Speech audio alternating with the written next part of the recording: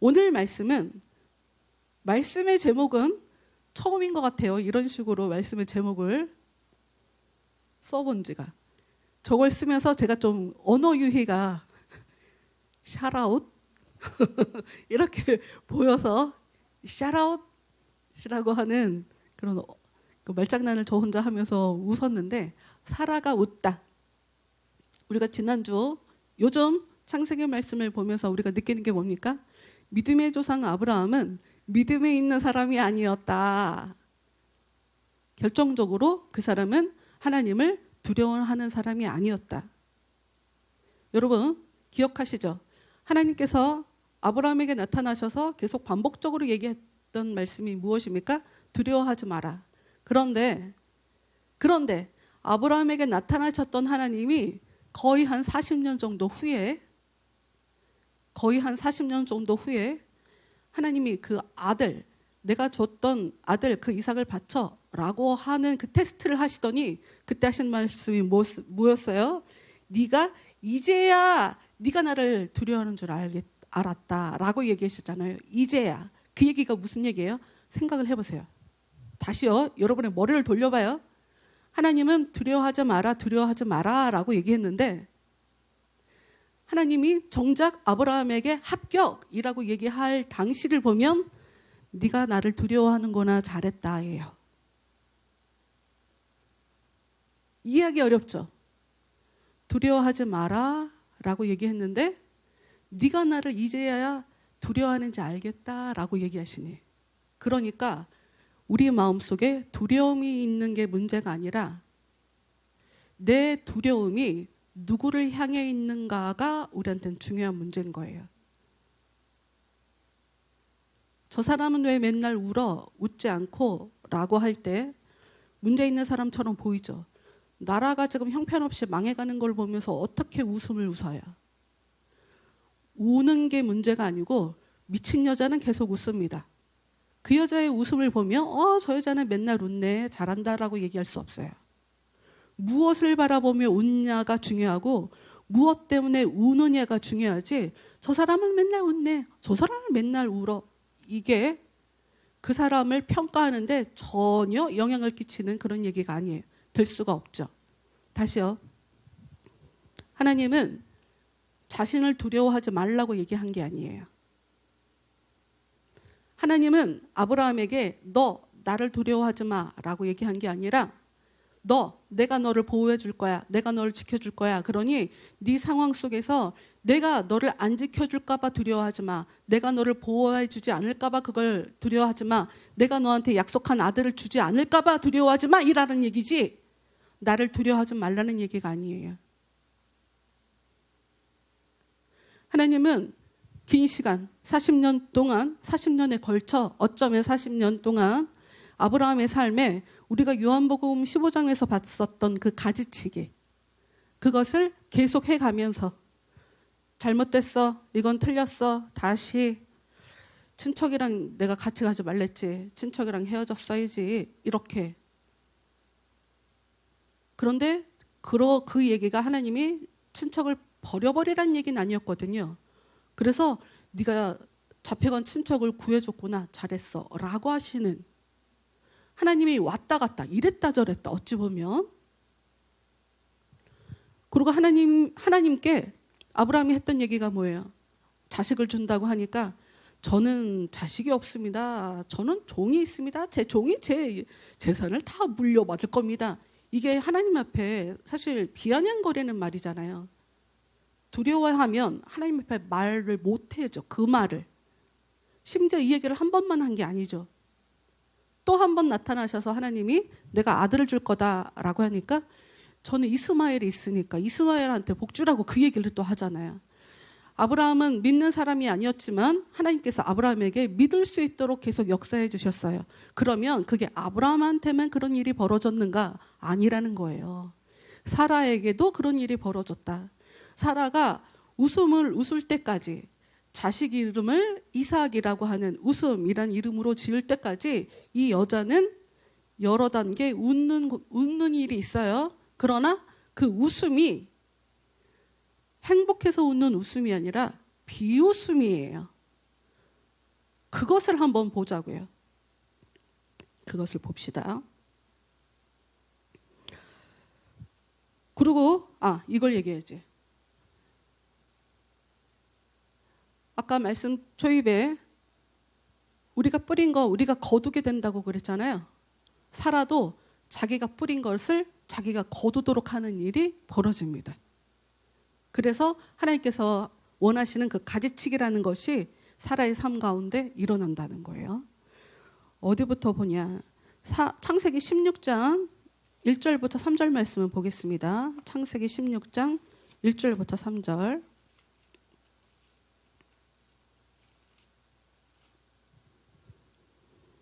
읽어볼게요. 아브라함의 아내 사레는 아이를 낳지 못했습니다. 사라에게는 하갈이라고 하는 이집트인 여종이 있었습니다. 사레가 아브라함에게 말을 했습니다.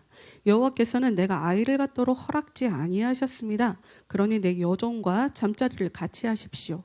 하갈의 몸을 빌려 아이를 가질 수 있을지도 모릅니다. 아브라함은 사레가 말한 대로 했습니다. 그때는 아브라함이 가나안에서 산 지 10년이 지난 해였습니다. 사레가 이집트인 몸종 하갈을 자기 남편 아브라함에게 주었습니다. 사레는 하나님의 약속을 지금 어찌됐건 창세기 15장의 말씀을 보면 자식을 주실 것이다 라고 하는 약속을 들었어요. 그러나 우리가 지금 말씀을 읽어본 것처럼 시간이 지나니까 3절의 말씀에 뭐라고 써 있어요? 그때는 아브라함이 가나안에서 산 지 10년이 지난 해였습니다. 하나님의 약속은 주어졌지만 그 약속이 실행되지 않으니 이 사람도 하나님이 약속은 했지만 지켜주지 않으실 건가 봐 라는 이야기를 하며 남편에게 자기의 여종 하갈을 통해서 아기를 갖자라고 그렇게 얘기를 하고 있죠. 이 여자는 어찌 보면 아브라함이, 여러분 우리가 지난주에 아브라함이 자기 아내를 팔아버리는 장면이 있잖아요. 사실 사레는 자기가 남편을 팔지 않았지만 지금 비슷한 상황인 거예요. 아브라함은 자기가 죽을까 봐 아내가 아름다워서 나를 죽이고 내 아내를 데려갈까 봐 살려고 아내를 팔아버린 거거든요. 여러분 여자가 아기를 낳지 못하면 어떻게 해요? 이게 삶 속에 굉장히 생존이 달린 문제예요. 생존이 달린 문제라고. 그러니 사라는 엄청 괴로웠죠. 그리고 아이를 낳지 못한다라고 하는 것은 자기도 굉장히 힘든 문제고 옆에서 볼 때도 안타까운 문제란 말이에요. 그러니 사라가 이게 굉장히 힘들단 말이죠. 마냥 기다리기는 어려워서 어찌됐건 사회 장치 안에서, 사회 제도 안에서 자기가 해결 보려고 한 거예요. 분명히 하나님은 주신다고 했지만 내가 할 수 있는 선 안에서 아주 쉽게 아브라함도 자기가 살기 위해서 아내를 팔아버렸던 것처럼 이 사라도 사회가 주는 그 눈총, 그 두려움을 이겨내려고 자기 종을 이용해서 아기를 낳으려고 했었죠. 그런데 무슨 일이 벌어졌어요? 역효과가 벌어졌죠. 어떻게 벌어졌습니까? 4절.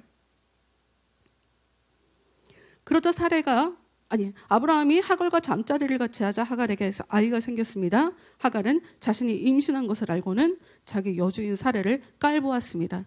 굉장히 비슷하죠. 아브라함이 조카 롯을 데리고 나왔을 때 싸움이 일어난 것처럼 이 집안도 사레가 자기 여종이 자기를 깔볼 거라고 예상이라도 했겠습니까?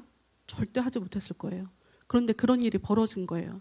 내 예상은 저 아이를 통해 내가 그 수치를 감춰보고자 하는 그런 마음이 있었던 거죠. 그런데 오히려 더 수치스러운 상황이 벌어진 거예요. 자기를 깔보니까. 그래서 어떻게 해요? 이 아이, 그러면 남편한테 남편 탓이라고.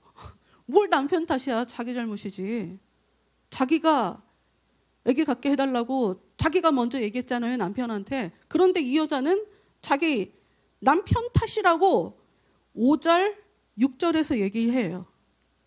그래서 어떤 일이 벌어지냐면 이 여자를 그러니까 남편이 자기 아내 사라한테 하갈 그냥 당신 마음대로 하라고. 사라는 어떻게 해요? 나도 너를 못 살게 굴지. 나도 그냥 넘어갈 수 없다. 네가 나를 깔봐. 나도 너를 그냥 악을 악으로 갚아주는 일이 벌어지죠. 여러분 성경은 계속적으로 반복적으로 얘기해요. 힘든 일이 벌어지는 건 왜 벌어지는 거다? 하나님 앞에 엎어지라고, 하나님 찾으라고. 하나님께 기도했어야 될 문제죠. 그런데 이 여자는 자기 방법으로 똑같이 해버려요. 그러니까 어떤 일이 벌어지냐면 하갈이 도망을 갑니다. 근데 우리가 이 말씀을 보면 그러니까 사례가 인간의 방법으로 하나님을 믿지 못해서 아기를 가졌으니까 그럼 그 여자는 쓰임받고 그냥 버림받아야 될 존재네. 우리가 또 그렇게 짐작해서 생각할 수가 있어요. 근데 성경은 그렇게 얘기하고 있지 않아요. 하갈이 무슨 잘못이야? 잘못한 건 뭐야? 내가 아기를 가졌다고 주인을 능멸한 게 잘못이긴 하죠. 그러나 그의 의도와 상관없이 선택을 받고 아기를 갖게 됐잖아요. 그래서 그 삶은 계속 하나님께서 지켜 보호해 주시는 일이 벌어져요. 다만 약속을 하나님의 약속대로 이어가진 않아요. 그러나 보호해 주시기는 해요. 심지어 삶도 잘 돼요. 왜냐? 아버지가 아브라함이어서. 읽어볼까요? 6절 마음대로 하라라고 하니까 도망치니까 7절 여호와의 천사가 사막의 샘물 곁에 있는 하갈에게 나타났습니다. 그 샘물은 술로 가는 길가에 있었습니다. 참 희한하죠. 분명히 종이었고 당시 시대상으로 볼 때는 아무 가치 없는 사람이에요. 심지어 자기 신분을 모르고 분수를 모르고 까불다가 지금 집에서 도망쳐 나온 상황이에요. 그러니 하나님이 너는 네가 잘못해서 너는 못돼서 지금 벌을 받는 거다. 이렇게 생각할 만도 한데 천사가 나타났어요. 8절 천사가 말했습니다. 사례의 여종 하가라. 이거 참 재밌죠. 하가라라고 부르지 않아요. 정확한 네 신분을 가르쳐줘요. 사례의 여종 하가라. 이유가 있죠. 너는 네 신분을 알았어야 돼. 너는 네 위치를 정확하게 알았어야 돼. 지금 이 얘기를 티나지 않게 지금 계속 얘기해주고 있는 상황인 거예요. 계속 읽어볼게요. 사례의 여종 하갈아, 어디서 와서 어디로 가는 길이냐? 하갈이 대답했습니다. 여주인 사례에게서 도망치는 길입니다. 그런데 천사의 뜻이 뭐예요? 내 여주인에게 돌아가서 그의 말을 잘 들어라. 여러분, 어려운 일이 있을 때 이렇게 어려운 상황을 정리하는 것은 또 하나님의 뜻일 수 있어요. 어찌됐건 결론적으로 말하자면 뒤에 또 이런 비슷한 상황이 또 재현됩니다. 그래서 혼자 살게 되긴 해요. 그러나 하나님께서 지켜 보호해 주시긴 하죠. 여기서 얘기해 주고 싶은 건 무엇이냐? 하나님께서 사라는 자기 생각으로 하나님의 약속이 있었음에도 불구하고 하나님의 언약이 있었음에도 불구하고 내 삶에 그 약속이 성취되기까지 내가 창피하고 수치스럽고 두렵고 하는 그런 마음이 있어서 이것을 내가 어떻게 좀 이겨내 볼까, 이것을 좀 견뎌내 볼까, 넘어가 볼까 하는 생각으로 자신의 머리를 굴려서 아기를 갖게 되었지만 이게 오히려 자신의 삶의 힘듦으로 찾아오게 되었다. 하갈 얘기는 뒤에 가서 좀 더 하도록 할게요. 우리가 여기서 우리가 봐야 될 게 13절 말씀. 16장 13절. 하갈이 천사를 보고 예언의 말씀도 듣고 헤어지고 나서 이런 일이 벌어져요. 하갈이 이렇게 얘기합니다. 13절. 하갈은 내가 정말로 하나님을 뵙고도 이렇게 살아있다니 라고 말하면서 자기에게 말씀하신 여호와를 나를 보시는 하나님이라고 불렀습니다. 이것을 이제 개역개정에서는 나를 살피시는 하나님이라는 말로 써놓고 있거든요. 여러분, 하갈이 죄를 지었음에도 불구하고 하나님이, 다시 얘기해요. 왜 하갈을 얘기하냐면 어찌됐건 사라가 진정으로 웃음을 웃기 위해서는 하갈을 내쫓는 일이 벌어지거든요. 그렇다고 해서 하갈이 아무것도 아닌 존재는 아니라는 거예요. 하갈도 하나님이 살피신다는 얘기예요. 그러니 악을 악으로 갚아서 그 일이 해결될 일이 아닌 거예요. 여기서 중요한 거는 이제 다음 창세기 18장 말씀이에요. 창세기 18장 10절 말씀 가보도록 하겠습니다. 창세기 18장 10절은 어떤 상황이냐면 하나님께서 왜 아브라함에게 약속해 주시면서 아브라함 집안의 남자들이 전부 다 할례를 받는 일을 우리가 몇 주 전에 봤거든요. 그 일 이후에 이런 일이 벌어져요. 세 사람이 나타나요. 세 사람이 천사예요. 근데 결론적으로 말하자면 한 분은 예수님이 천사처럼 나타난 것으로 보이고 두 사람은 천사로 보여요. 그 천사가 나중에 소돔성을 멸망하러 가게 되고 여기는 지금 하나님의 모습으로 뭐 천사라고도 하고 하나님이라고도 하고 이런 존재가 지금 나타나서 전에는 아브라함에게만 약속의 말씀을 주셨다면 이제는 사라에게도 그 마음을 바꿔주는 일이 벌어지는 거예요. 그러나 이제 우리가 2절을 잠깐 먼저 보면 아브라함이 눈을 떠서 세 사람이 자기 가까이에 서 있었습니다 라고 하면서 이 세 분을 자기 집안으로 인도해서 접대를 하죠. 이제 10절로 갑시다. 10절로. 밥을 먹은 이 사람들 중에 한 분이 사라를 찾습니다. 아내 사라를 찾아요. 10절. 그때에 주께서 말씀하셨습니다. 내년 이맘때에 내가 반드시 너를 다시 찾아올 것이다. 그때에는 내 아내 사라에게 아들이 생길 것이다. 라고 하는 이야기를 처음에는 아브라함하고 했는데 사라가 이 이야기를 듣게 돼요. 사라는 장막 문간에서 그 말을 들었습니다. 아브라함과 사라는 나이가 매우 많았습니다. 사라는 아이를 가질 수 있는 나이가 지나버린 후였습니다. 그래서 사라는 속으로 웃으면서 과거의 아브라함도 하나님께 이야기를 들을 때 속으로 이스마엘한테나 복을 주세요 라고 얘기해서 하나님께 지적을 당했는데 똑같은 일이 지금 사라에게도 벌어지고 있어요. 사라가 속으로 웃으면서 여기 지금 웃는다라는 얘기가 나오죠. 제가 지금 확인을 해보다가 제 생각으로는 이게 맞거든요. 뭐냐면 창세기 처음부터 쭉쭉쭉쭉 이어나올 때 사람의 감정에 대한 언급이 사실 별로 없어요. 인간에 대한 감정이. 가인이 분노하는 게 초반기에 나오고 그 이후로는 인간의 감정에 대한 언급이 없거든요. 근데 여기는 집중적으로 인간에 대한 감정이 몰아쳐서 단어들이 굉장히 많이 나와요. 근데 많이 나오는 단어가 무엇이냐? 웃는다. 그런데 이거를 히브리어로 얘기해 볼게요. 짜하크. 그런데 이게 나중에 어떻게 바뀌냐? 이차크. 이게 뭔지 알겠어요? 이 사람이 지금 비웃고 있거든요. 차크라는 말에서 이삭이란 말이 나와요. 거기에 글자 하나가 더 붙는 거야. 차크에서 글자가 하나 더 붙어서 이삭이 되는 거예요.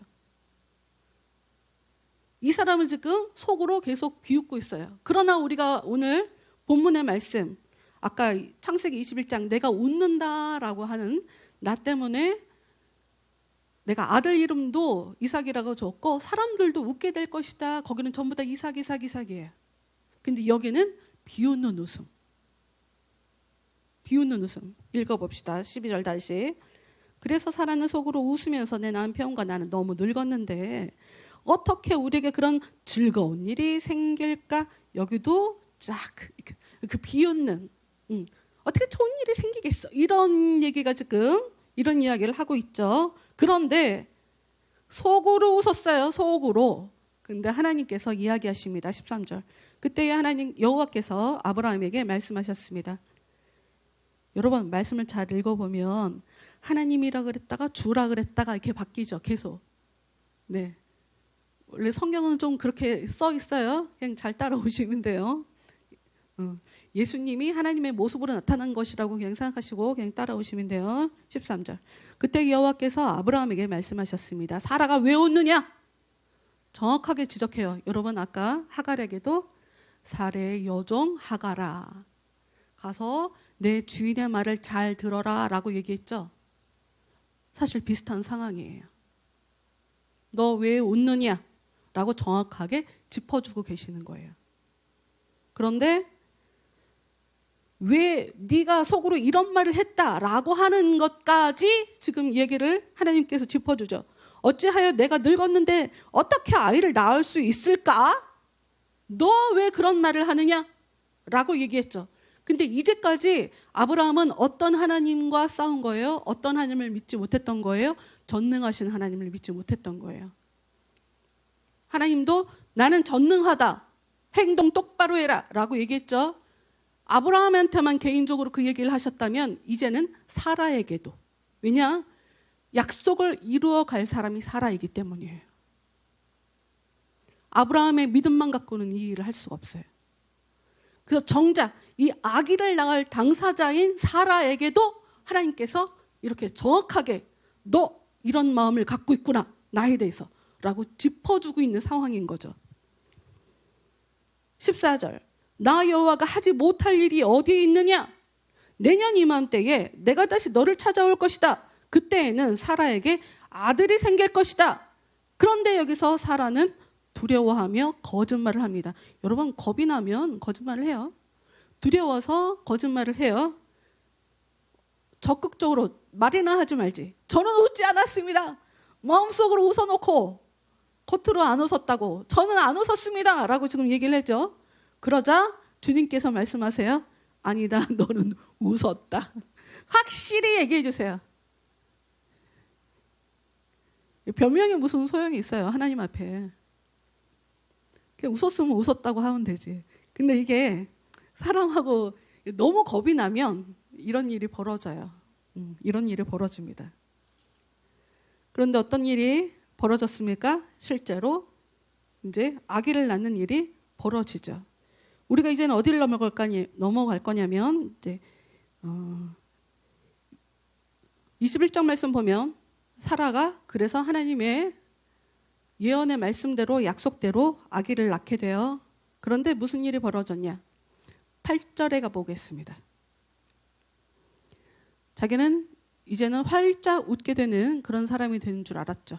8절 이삭이 자라나 젖을 뗄 때가 되었습니다. 이삭이 젖을 떼던 날에 아브라함은 큰 잔치를 베풀었습니다. 그런데 사라가 보니 이스마엘이 이삭을 놀리고 있었습니다.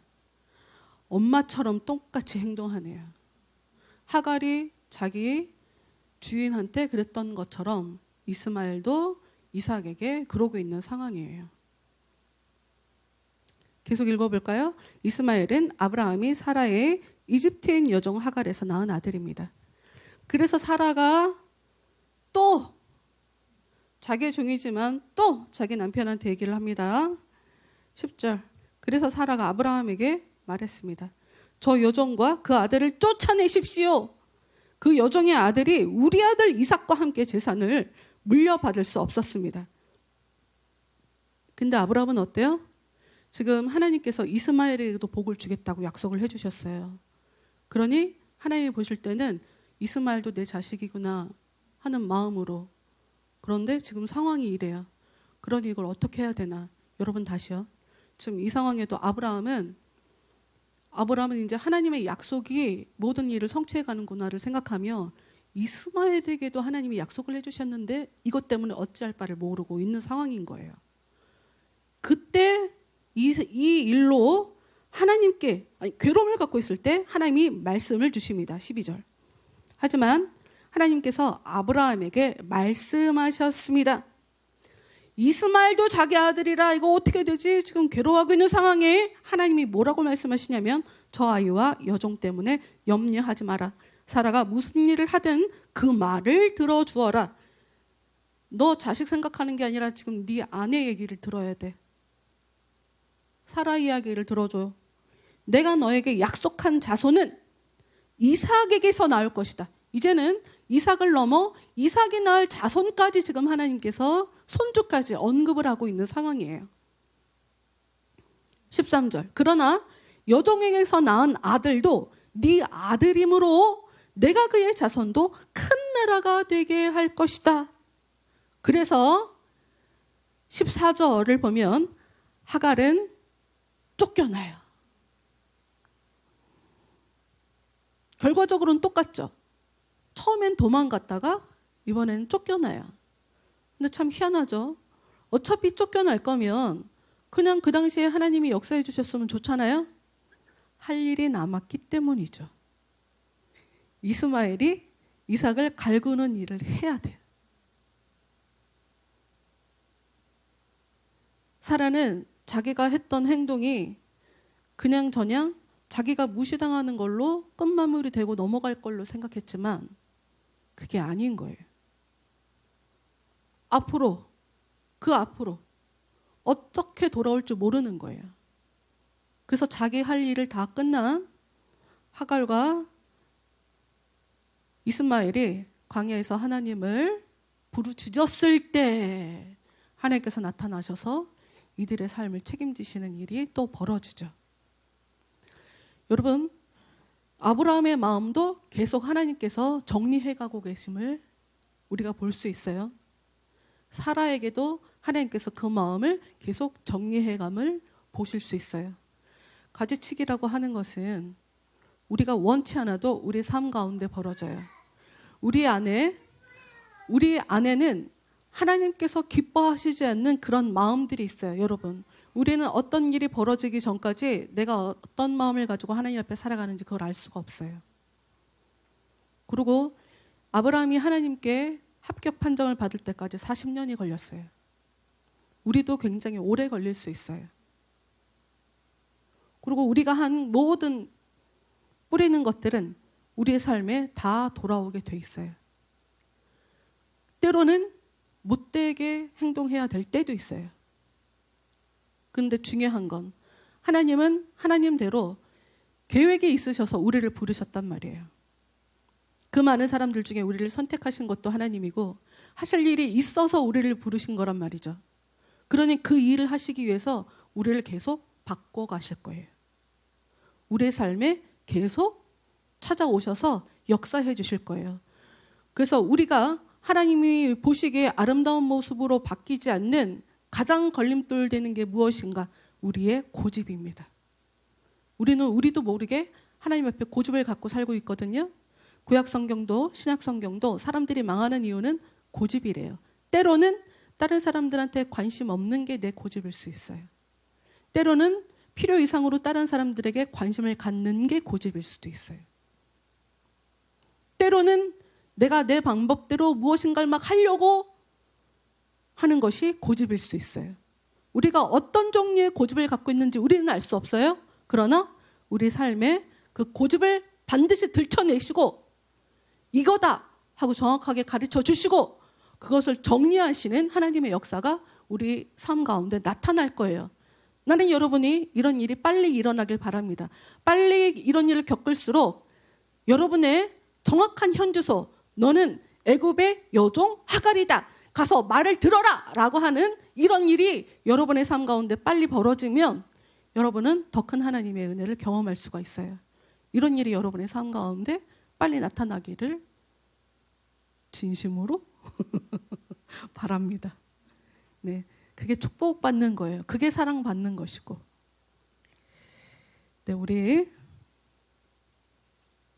찬양하겠습니다. 어떤 상황에서도 하나님을 바라보면